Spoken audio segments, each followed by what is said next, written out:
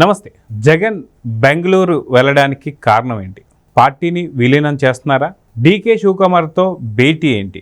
July 8వ తారీఖున ఏం జరగబోతుంది? ఈ ప్రశ్నలన్నిటికీ జవాబు దొరకాలంటే మనతో పాటు సీనియర్ జర్నలిస్ట్ డివిఎస్ గారు ఉన్నారు. వారిని అడిగి తెలుసుకుందాం. సార్ నమస్తే. నమస్తే సార్, జగన్ అసెంబ్లీలో 3 నిమిషాలు కూడా లేకుండా తాడేపల్లి టు పులివెందల టు బెంగళూరు. అయితే బెంగళూరులో ఏదో జరగబోతుంది, యలహంక ప్యాలెస్లో ఒక భారీ భేటీ జరిగింది, అది ఖచ్చితంగా జూలై 8వ తారీఖు ఒక పెద్ద న్యూస్ అయితే బయటికి రాబోతుంది అనేటువంటి ఒక వార్తలు అయితే బాగా చక్కర్లు కొడుతున్నాయి. దీంట్లో నిజం ఎంత ఉంది అనుకోవచ్చు? జగన్మోహన్ రెడ్డి బెంగళూరు చేరాడు.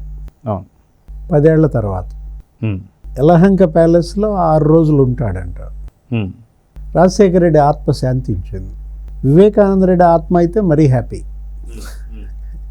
అన్నదమ్ముల ఆత్మలిద్దరూ శాంతించాయి. ఎందుకంటే జగన్మోహన్ రెడ్డి ఇక్కడికి రాకూడదనేది రాజశేఖర రెడ్డి యొక్క మొదటి నుంచి పట్టు.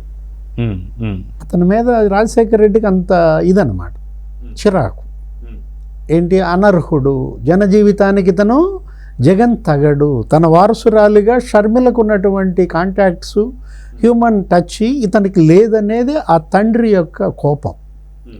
విజయమ్మతో కూడా ఆయన సీరియస్గా వార్నింగ్ ఇచ్చాడని, వాడిని అసలు బెంగళూరు నుంచి రావడానికి వీలు లేదని ఆయన, ఇది రాజశేఖర రెడ్డి సీఎంగా ఉన్నప్పుడు ఆమె ఏదో రోసయ్య గారితో బాధపడిందని, మీరన్నా చెప్పండి అన్నయ్య ఆయన ఇట్ట అంటున్నాడు, సన్నీ బాబుని బెంగళూరు నుంచి ఇక్కడ రావడానికి వీలు లేదని శాసించాడని ఆమె ఆవేదన చెందినట్టుగా రోసయ్య గారే ఏదో ఛానల్లో కూడా మాట్లాడారు. కేవీపీ గారు కూడా పలు సందర్భాల్లో కూడా చెప్పినవి మనం చూసాం. అంటే జగన్మోహన్ రెడ్డి ఆంధ్రప్రదేశ్కి తగడు, తండ్రి అభిప్రాయం. రాజశేఖర రెడ్డి అతను బెంగళూరు నుంచి ఇక్కడ రానియొద్దని అంటే మొత్తానికి ఇప్పుడు బెంగళూరు చేరాడు. ఏది ఒక 6 రోజులు వేయటం కోసం. సరే, బెంగళూరు ఎందుకు, అక్కడ ఏం జరుగుతోంది అంటే ఇప్పుడు మీరన్నదే, ఏది విలీనంపై చర్చలా. ఇప్పటికే ఏదో కండిషన్ పెట్టాడని, షర్మిలని పిసిసి అధ్యక్షురాలుగా తీసేస్తే తను విలీనానికి సిద్ధమని.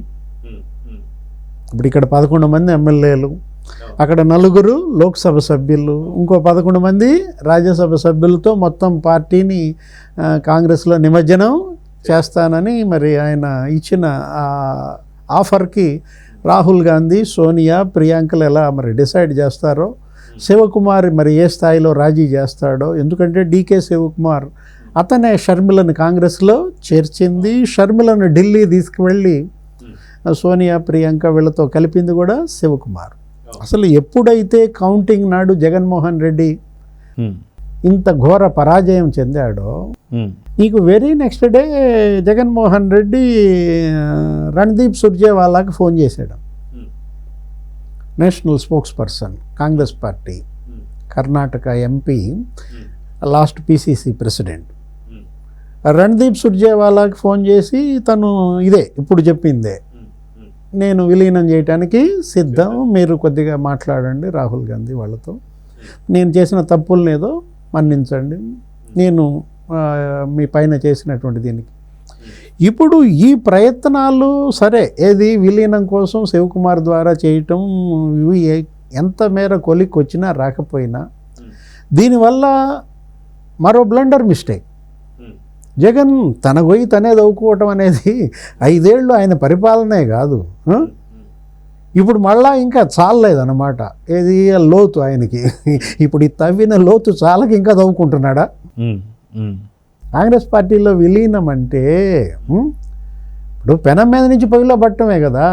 నువ్వు ఎప్పుడైతే విలీనం గురించి చర్చలు జరుగుతున్నాయి, శివకుమార్ రాజీ చేస్తున్నాడు, లేకపోతే రణదీప్ సుర్జేవాలా మాట్లాడాడు, నీకు మామూలుగా దొడ్డిదారిని తీసుకెళ్ళి కలుపుతున్నారు రాహుల్తో అనే సమాచారం మోడీ షాలకు తెలిసిందనుకో, అవును, ఏం జరుగుద్ది? అవును, రాయి అంటది కదా, ఏది రాజమండ్రి, అక్కడికి రానీడు రేవంత్ రెడ్డి, అక్కడికి చెంచలు కూడా జైలుకి వస్తే నాకు ఈ చండాలం నా వల్ల కాదు, ఇక్కడికి వచ్చి ఈ ములాఖత్తులు, ఈ పలకరింపులు ఇక్కడ మా దగ్గర పెట్టబాకండి అంటాడు. వాళ్ళిద్దరి మధ్య ఉప్పు నిప్పు మనకి తెలుసు. కనీసం రేవంత్ రెడ్డి ముఖ్యమంత్రి అయితే ఇతను అభినందించలేదు. అభినందించకపోగా రేవంత్ రెడ్డి హైదరాబాద్లో లేని టైం చూసుకుని ఆయన ఢిల్లీ వెళ్ళినప్పుడు ఇతను సైలెంట్కి వెళ్ళి కేసీఆర్ కాలిరిగిన 3 నెలలకి వెళ్ళి పలకరించాడు. అవును అవును ఇప్పుడు జైలుకి వెళ్తే ఏంటి పరిస్థితి? ఇప్పుడు బెయిల్ మీద ఉన్నాడు కదా, 10 ఏళ్ల తర్వాత బెంగళూరు వెళ్ళాడు, అది వేరే విషయం. ఇప్పుడు 10 ఏళ్లుగా బెయిల్ మీద ఉన్నటువంటి దీంట్లో మొన్న పంజాబ్ డీజీపీ ప్రకాష్ సింగ్ కూడా ట్వీట్ ఏదో చేశాడు, రిటైర్డ్. ఇది సిబిఐ, ఈడీ ఈ 2 సంస్థలకు అప్రతిష్ట అన్నాడు. ఒక ఆర్థిక నేరస్తుడు, ఒక నిందితుడు ఇన్నేళ్లు బెయిల్పై ఉండటం అనేది న్యాయ వ్యవస్థకే ఇదొక తలవంపులుగా ఇవాళ చర్చ సాగుతున్నప్పుడు 3081 వాయిదాల క్రితను ఎగ్గొట్టాడని రఘురామకృష్ణరాజు అసలు పెద్ద టేబులే చూపించిన. అవును. ఏ సంవత్సరం ఎన్ని వాయిదాలు ఎగ్గొట్టారని. ఇప్పుడు మోడీ షా ఇప్పటిదాకా ఈయనేదో ఛత్రం గొడుగులాగా కాపాడారనే ప్రచారం సాగుతున్న దీంట్లో ఇది ఇతనికి ఉన్నటువంటి ఆ ఎంపీల బలం. కేసుల నుంచి తప్పించుకోవటం కోసం తన 22 మంది ఎంపీలను తాకట్టు పెట్టాడనే అపప్రథ మనం విన్నాం. ఇప్పుడు ఈయన కనుక కాంగ్రెస్లో విలీనం చేస్తే ఏం జరుగుద్ది? వాళ్ళ బ్లెస్సింగ్స్ ఉండవు. వెంటనే కేసులు స్పీడ్ అయినప్పుడు సిబిఐ, ఈడీ రెడీగా ఉన్నాయి. ఇది ఎప్పుడు ఎంతో తొందరగా లోపలేద్దామా అని.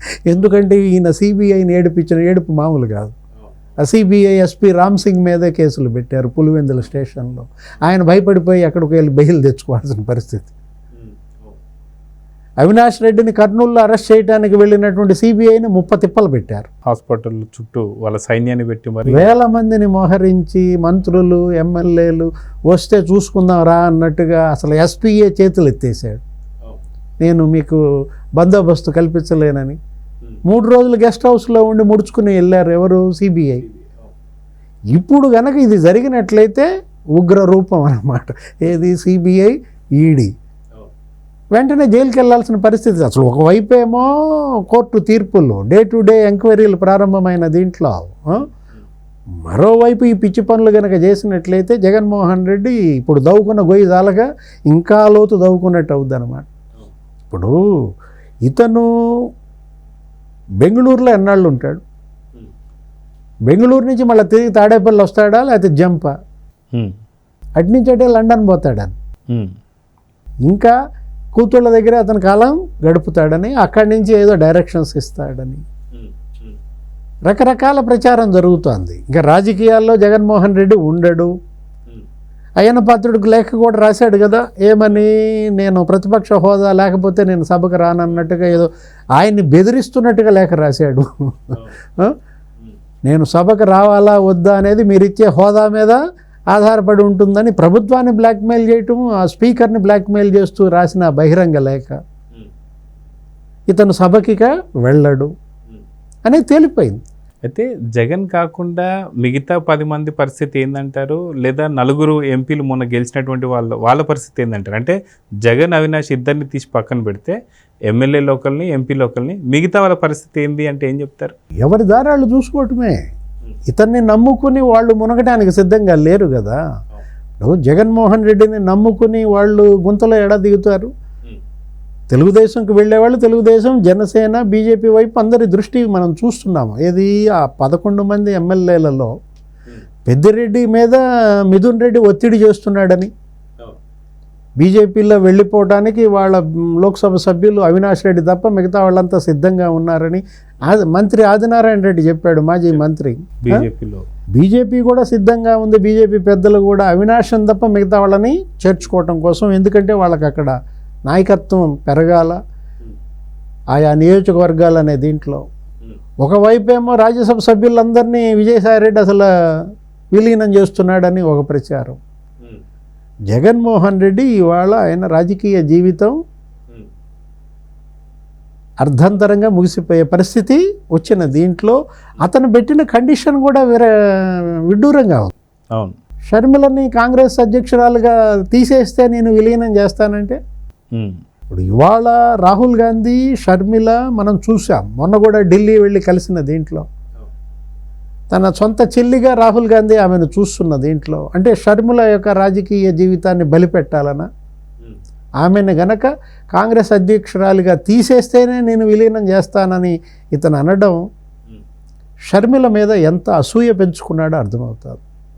ఇప్పుడు చెల్లెళ్ళ వల్లే అతను ఓడిపోయాడని ఇవాళ కనీసం రిపెంటేషన్, పశ్చాత్తాపం, వాళ్ళతో రాజీ చేసుకోవటం, ఈ ప్రయత్నం లేకుండా చెల్లిని పదవి నుంచే తప్పిస్తేనే నేను విలీనం చేస్తానన్నాడు. జగన్మోహన్ రెడ్డి ఒక నాయకుడిగా విఫలమయ్యాడు, ఒక వ్యాపారిగా విఫలమయ్యాడు, ఒక కుటుంబ పెద్దగా కూడా విఫలమయ్యాడు. ఇంత ఫెయిల్యూర్ క్యారెక్టర్ మనం ఇంతవరకు. సో రాజీనామా అతి త్వరలోనే ఉంటుందంటారా? విలీనం కూడా అతి తొందరలోనే ఉంటుందంటారంటే ఏమంటారు? రేపు రాజశేఖర్ రెడ్డి కార్యక్రమం ఏదో ఉంది కదా, జూలై 8వ తారీఖు.